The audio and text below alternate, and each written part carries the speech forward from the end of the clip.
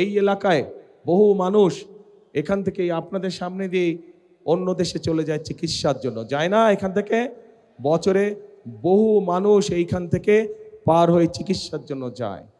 এটা দেশের বৈদেশিক মুদ্রা তারা নিয়ে যাচ্ছে। আমরা এই অবস্থার পরিবর্তন করতে চাই এবং এই অবস্থার পরিবর্তন করার জন্য আমাদের পরিকল্পনার মধ্যে আছে যে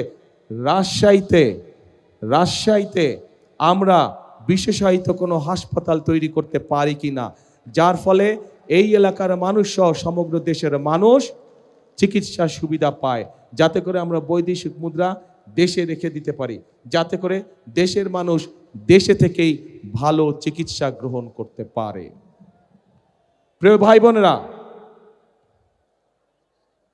এই রাজশাহী সহ পুরো উত্তরাঞ্চল মূলত কৃষি নির্ভর। প্রধান পেশা হচ্ছে কৃষির পেশা।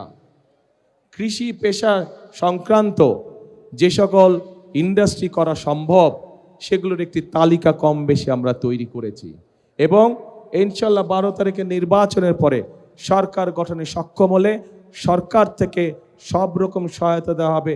যে সকল উদ্যোক্তা কৃষি সংক্রান্ত মিল ফ্যাক্টরি এই রাজশাহী সহ পুরো উত্তরাঞ্চলে প্রতিষ্ঠিত করবে, তাদেরকে বিশেষ সহায়তা দেওয়া হবে যাতে করে তারা মিল ফ্যাক্টরি করতে পারে। কারণ তারা যদি মিল ফ্যাক্টরি করে তাহলে এই এলাকার সন্তানরা, সেটি রাজশাহী জেলা হোক, সেটি সমগ্র উত্তরাঞ্চলের মানুষ হোক, তাহলে তারা তাদের কর্মসংস্থানের সুবিধা হবে।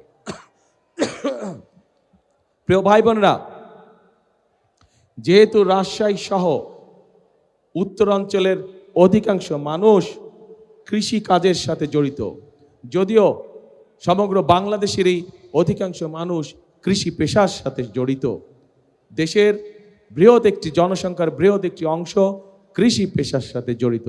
কাজে কৃষক যদি আজকে ভালো থাকে তাহলে অবশ্যই দেশের মানুষ ভালো থাকবে। কৃষক যদি আজকে অর্থনৈতিকভাবে শক্তিশালীভাবে দাঁড়িয়ে থাকতে পারে তাহলে দেশের মানুষও সহজেই কৃষি উৎপাদিত যেগুলো পণ্য আছে সেগুলো তারা সহজেই তাদের ব্যবহারের জন্য ব্যবহার করতে পারবে সেগুলো।